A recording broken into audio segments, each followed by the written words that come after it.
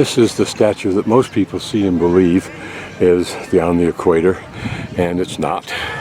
The one that is where we were, and I think it's probably correct, and it's beyond those orange and blue buildings over a fence and down behind that big tree you see there. Mainly just a tourist laundry.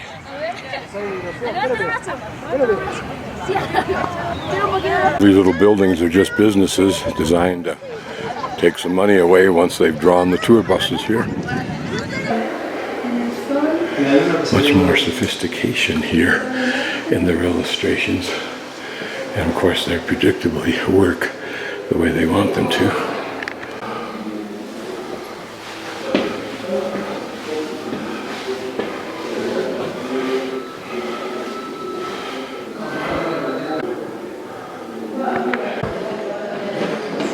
Down there, where that flag waves, is where the real equator runs through.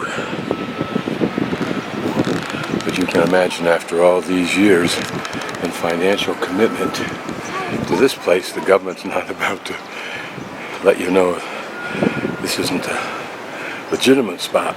The locals that I've talked to, including the taxi driver, most of these mountains that I'm panning past are volcanoes.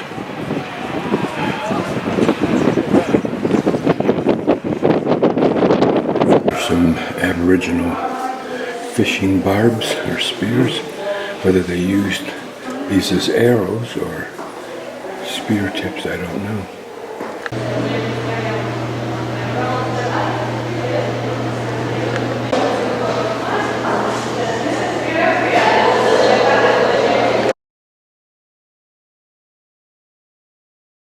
These are houses from different areas of Ecuador. Presumably this is a Costa house, I think it says, yep. This all looks like split bamboo, which probably makes sense. Very comfortable house.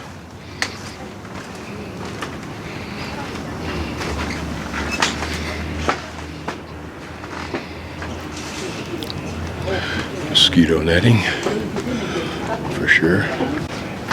Probably a hat in the process of being made. Separate kitchen, working areas.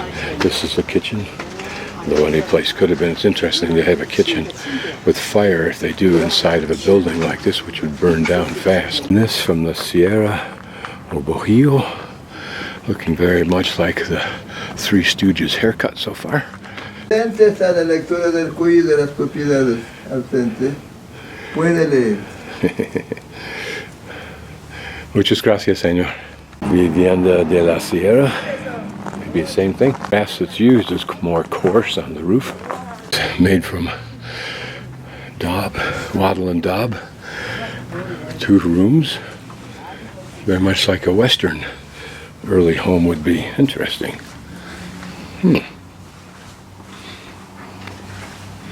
Gives ventilation. It's very comfortable looking, really.